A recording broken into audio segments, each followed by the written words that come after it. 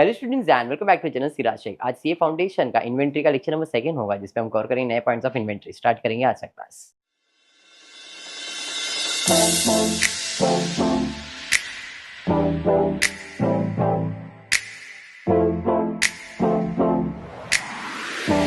In the previous lecture हमने inventory valuation start किया था, जिसमें बेसिक क्लोजिंग स्टॉक कैसे निकालते under FIFO method, weighted method, LIFO method. बराबर है। चलिए, ये सब हमने कंप्लीट किया था जहां तक मुझे ध्यान में है, और ये हमने कंसेप्ट क्लियर किया। चलिए बढ़ते। क्या है भाई, ये कुछ तो है। यहाँ पे आ जाओ।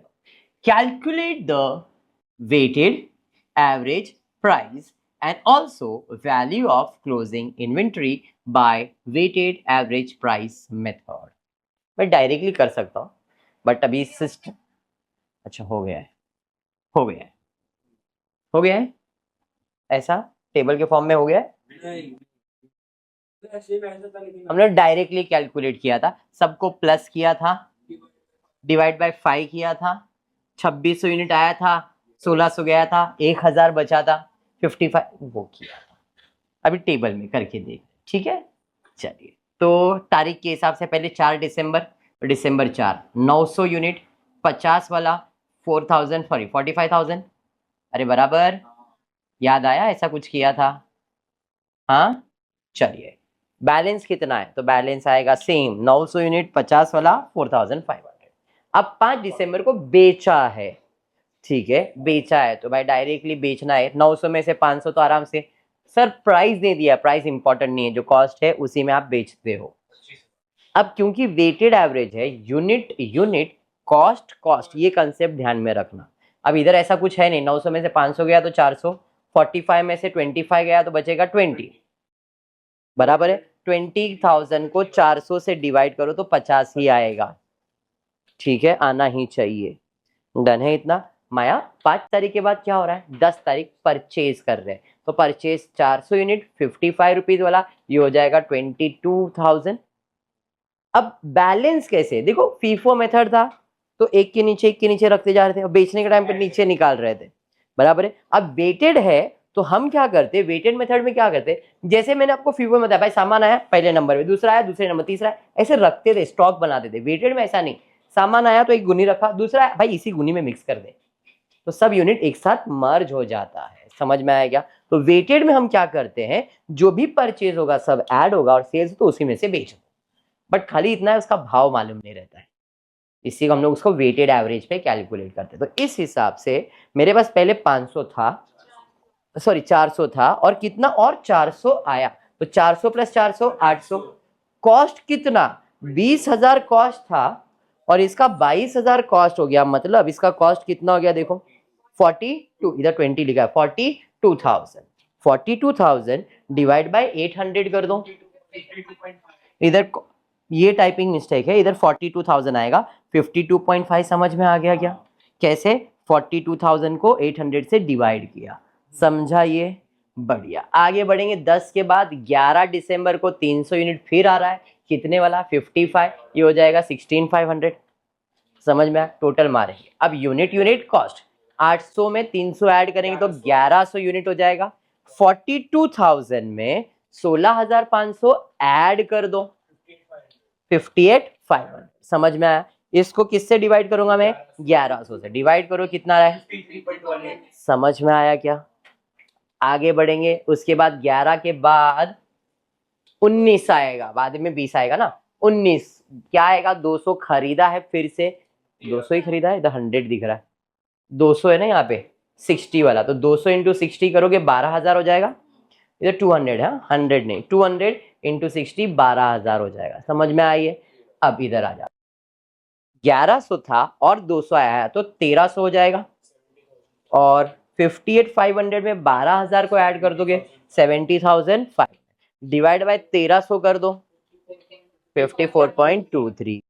19 तारीख के बाद आ जाएगा 20 तारीख। 20 तारीख को क्या है, 600 यूनिट बेचा है, तो बेचा है 20 तारीख को। अब देखो 1300 यूनिट है, ये लीफो मेथड नहीं था कि पहले जाएगा फिर दूसरा फिर तीसरा, वैसा नहीं है। यहाँ पे 1300 में से डायरेक्टली कितना बेच दूंगा मैं, 600, तो 600।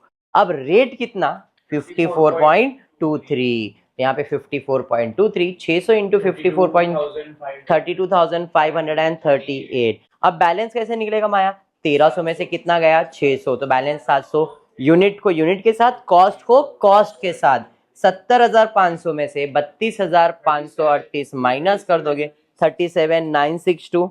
अब इसको 700 से डिवाइड करो, देखो 54.23 आना चाहिए।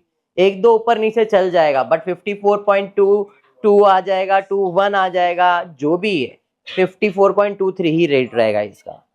समझ में आया? अब 20 तारीख के बाद क्या आने वाला है? 28 तारीख को परचेज होगा। 28 तारीख को 800 इन 25 किया है 47 के हिसाब से, तो इसका वैल्यू हो गया 37,600।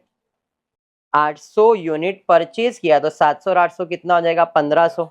अरे समझ में आया? 1500 कॉस्ट कितना? 37,962 प्लस 37,600, बोलो 75,562 डिवाइडेड बाय 1500 कर दो 50.37। अरे समझ में आ गया?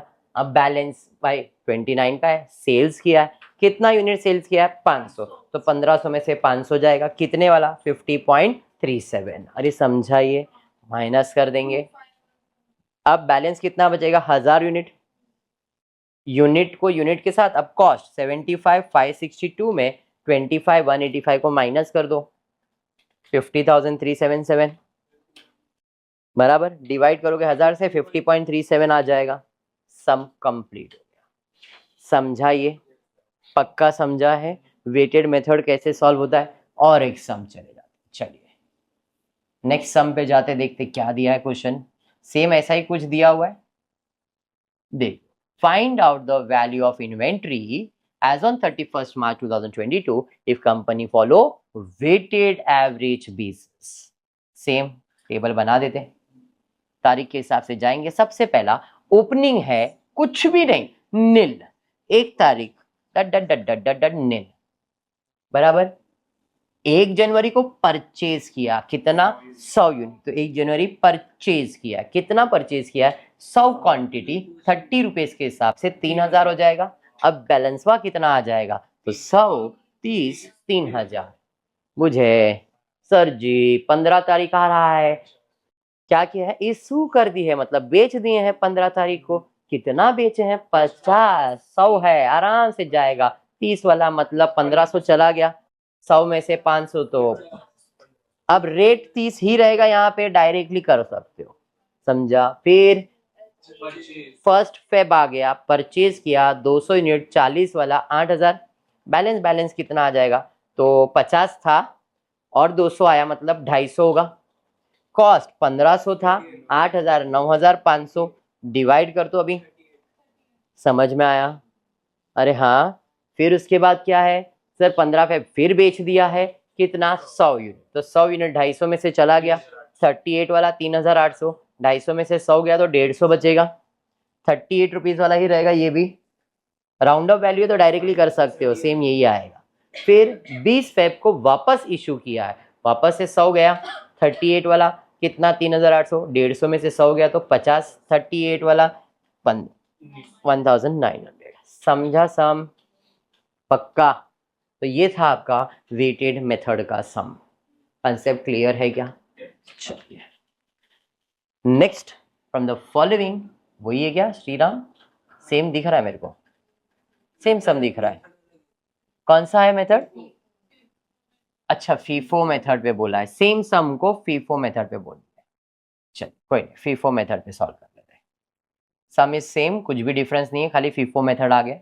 ओके, सबसे पहला ओपनिंग बैलेंस नील। फिर 1 तारीख को परचेज किया है, कितना? 100 यूनिट, 30 वाला कितना होगा? 3000। बैलेंस 100, 30 और 3000। फिर 15 को बेचा, कितना? 50, कितने वाला? 30 वाला, मतलब 1500 ही बिकेगा। बैलेंस 50, 30 वाला 1500 आएगा। फिर परचेज किया है, कितना? 200 यूनिट परचेज किया है, 40 वाला मतलब 8000। अब क्योंकि फीफो मेथड है तो ऐड नहीं होगा, पहले नंबर पे आएगा 50, 30 वाला 1500, दूसरे नंबर पे आएगा 200, 40 वाला 8000। समझ में आया डिफरेंस? फिर क्या है? 15 तो हो गया, फिर 15 तारीख को वापस बेचा है भाई, 100 का सेल्स हुआ है। अब 100 का सेल्स करने के लिए पहले 50 बिकेगा, 30 वाला जाएगा, अब 200 में से 50 जाएगा, 40 वाला जाएगा। समझ में आया क्या? अब बैलेंस कितना बचा? तो 50 गया, इसमें से 50 गया तो 150 बचेगा, 40 वाला बचेगा। समझ में आ गया? फिर उसके बाद वापस से बेच दिया है 100 यूनिट, तो अभी पहले 150, इसमें से ही 100 बेच दो, 40 वाला मतलब 4000 बचा, 50, 40 वाला 2000। सम क्लियर हो गया? पक्का? पक्का सम ऐसा ही था आपका। चलिए नेक्स्ट, उसके बाद क्या है? ओ हो, कुछ तो नया दिख रहा है मेरे को। चिंदी है, अभी हमारा ये कर देगा सॉल्व, 2 दांत वाला। चलो ध्यान देते, क्वेश्चन में क्या दिया है? Inventory taking for the year and पे 31st March year and was completed by the 10th April 22. The valuation for which was showed a inventory figure of 16,75,000 at a cost as on the completion date. मतलब closing stock का cost दिया हुआ है कितना? 16,75,000. After the end of the accounting year until the date of completion of inventory taken, sales for the next year were made for 68,750 profit. नहीं, 68,750 बस दिया। Profit margin being 33.3% on cost. Full stop.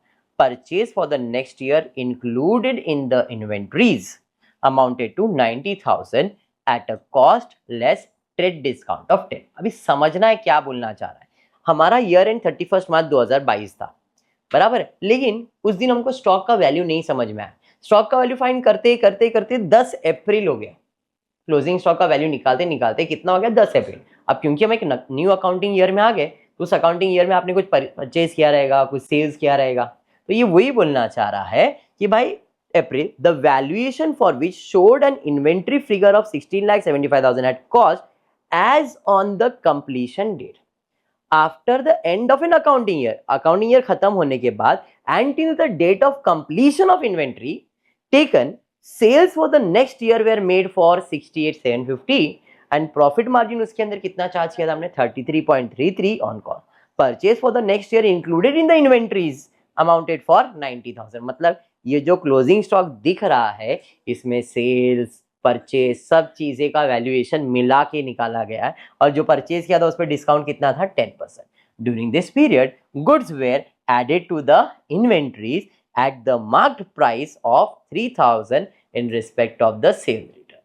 After the inventory taken, it was found that there were certain very old show moving items costing rupees 11,250 which should not be taken at 5250 to ensure the disposal of the interested consumer.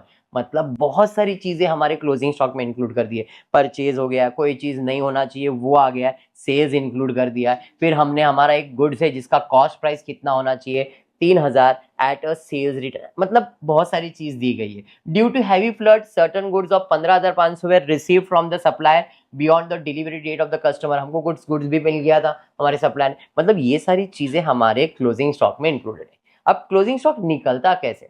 Trading account याद करो, opening, add purchase, जितने भी expenses होते हैं trading account के सबका total, साथ में ग्रॉस प्रॉफिट, उसमें सेल्स माइनस कर देंगे तो अपने को क्या मिलता है? Closing stock.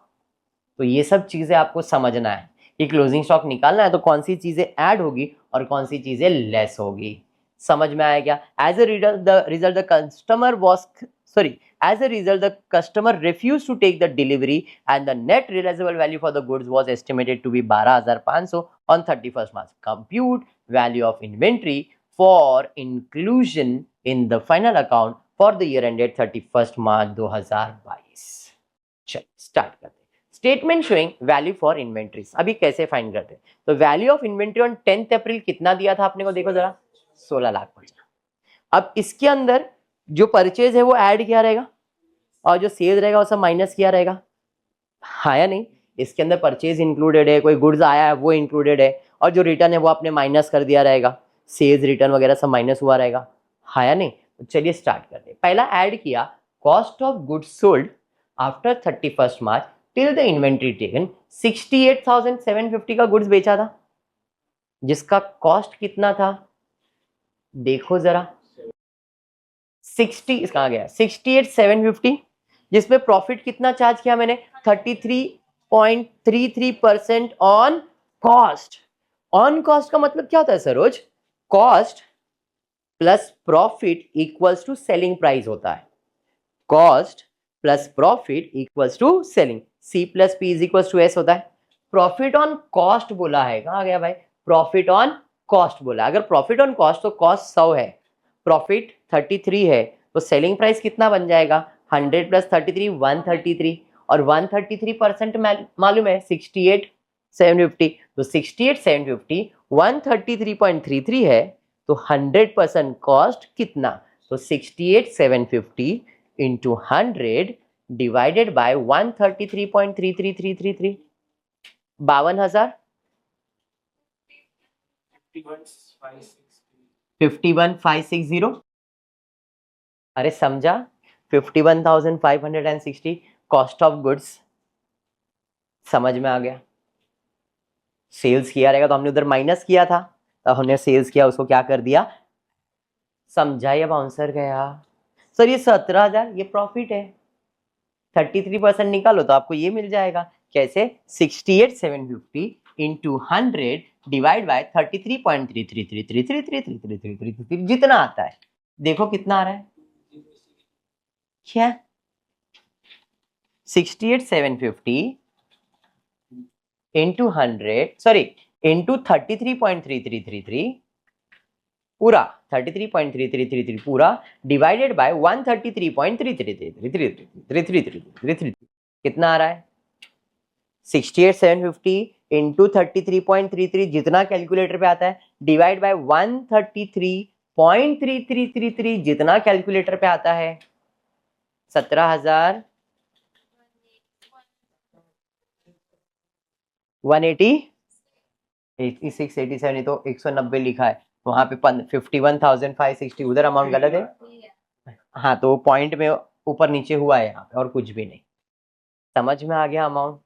आप 187 लिखो तो बाकी उधर बच जाएगा, वो आ जाएगा, 86 है तो इधर 86 लिख देना, 17,186, तो बैलेंस आप इधर डाल दोगे। अब ये मैंने ऐड क्यों किया है भूमि, क्योंकि मैंने देखो आपको बताया था जो भी एक्सपेंसेस होता है हम ऐड करते और इनकम लेस करते हैं, सेल्स तो सेल्स इनकम होता है, तो क्लोजिंग स्टॉक में हमने सेल्स माइनस किया रहेगा, तो अभी हमको उसको क्या करना पड़ेगा ऐड, तो हमने इसका जो कॉस्ट है उसके अंदर क्या कर दिया ऐड, किसमें क्लोजिंग स्टॉक के अंदर, समझा या नहीं।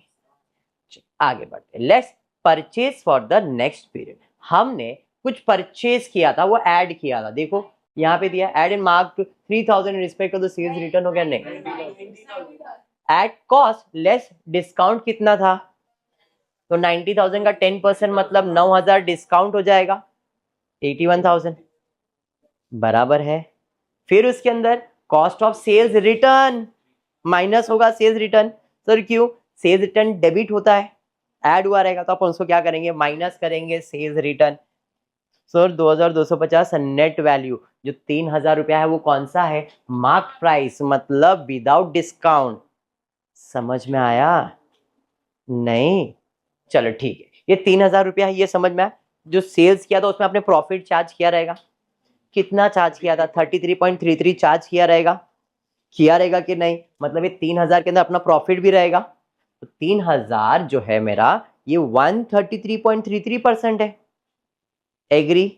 तो मुझे क्या चाहिए, कितने का गुड्स रिटर्न किया है, कॉस्ट चाहिए, और कॉस्ट कितना परसेंट होता है 100%, 3,000 इंटू 100 डिवाइड बाय 133.3333%, कितना 2250, समझ में आ गया। चलो next, loss on revaluation shown in the moving inventory, कोई लॉस भी हुआ था क्या अपने को, says written after the inventory taken in, it was found that there were certain old show moving item costing rupees 11,250 which could be taken at 5250 to ensure a disposal on an interest to the customer। अब यहाँ पे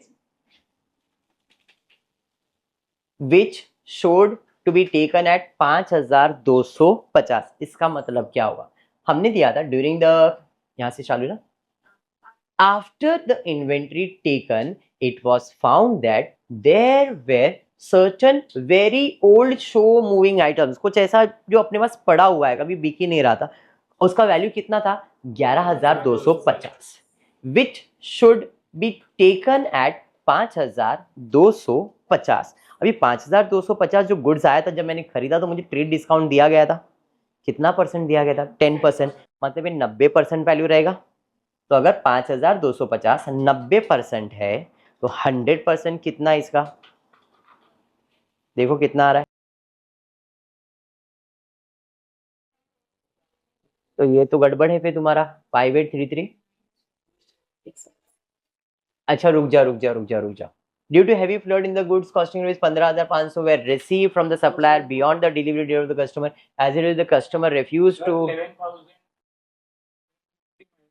तो 6000 आ जाएगा आप लोग को। हाँ रुक जा, मैंने और देख रहा हूँ ना, beyond the, as a result there was a customer refuse to take a delivery of net results, ठीक है, और कुछ नहीं, ज्यादा ही नहीं हो गया, ज्यादा ही जूम आउट हो गया। चलिए वापस, इतना समझ में आ गया था तुम लोगों को कॉस्ट ऑफ रिटर्न। अब 6000 की बात करो तो 6000 के अंदर उसने क्लियरली बोला है कि हमारे पास गुड्स कॉस्टिंग रुपीज कितने का था 11250। क्या हुआ था उसको, तो भाई स्लो मूविंग ऑब्जेक्ट था, मतलब बिक ही नहीं रहा था, उसमें से भी which should be taken at 5250 to ensure the disposal of an interested customer. मतलब एक कस्टमर क्या बोल रहा है, भाई तुम्हारा जो सामान बिक रहा नहीं वो मुझे दे देना, कितने का 5250 का, तो बचा कितना, तो वो तो मेरा लॉस है, मतलब वो मैंने दिखाया रहेगा, तो अपने को क्या करना पड़ेगा 6200 माइनस 6200 नहीं 6000 जो भी रहेगा, तो loss on moving slow moving inventories कितना है 6000। अरे ये समझ में आ गया क्या। फिर उसके बाद और क्या हो रहा है, reduction in the value of account for default, कोई डिफॉल्ट भी हुआ था 5000 हो गया, due to heavy flood of the certain goods 15500 were received from the supplier beyond the delivery date of the customer. As a result, the customer refused to take the delivery of net realizable value for the goods was estimated to be 12500। अभी 12500 में इधर अपने को सिर्फ 3000 रुपये ही दिख रहा है। क्या बात है, वेरी गुड, समझ गए। तो देखो due to heavy flood goods costing rupees कितना 15500, उसमें से इसने कितने का गुड्स रिफ्यूज कर दिया था अपने को, तो बचा कितना 3000, वो मेरा क्या रहेगा, समझ में आया। और कुछ है क्या, नहीं, ये सब लेस क्यों हुआ समझा, एक्सपेंसेस सारे लेस और इनकम सारे ऐड कर दिया, तो अब उसमें सब ऐड और इतना सब माइनस कर देंगे तो मुझे मिल जाएगा वैल्यू फॉर इन्वेंट्री ऑन 31 मार्च। चलिए करिए कितना आ रहा है,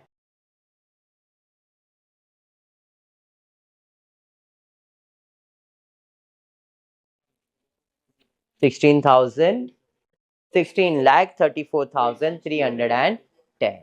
वैल्यू ऑफ क्लोजिंग स्टॉक समझ में आया। ऐसे सम्स हम लोग आगे क्लास में अब करने वाले हैं। ये आपका फीफो वेटेड क्लियर हो गया। अब ऐसे सम्स फर्स्ट ईयर के सिलेबस में तो नहीं है ना, बैफ के सिलेबस में, बैफ के सिलेबस में ऐसे टाइप के, लेकिन सिंपल वाले, बहुत सिंपल, क्लोजिंग लेस ओपनिंग करने का लेस, ये सिंपल है, बट यहाँ पे थोड़े ट्विस्ट एंड टर्न्स दे दिए गए, ठीक है क्या। चलिए तो फिर आज की क्लास को इतना ही रखते हैं। होपफुली वीडियो पसंद आया तो प्लीज वीडियो को लाइक कर देना, फ्रेंड्स ग्रुप में शेयर करना, चैनल को सब्सक्राइब करना। Thank you for watching the video.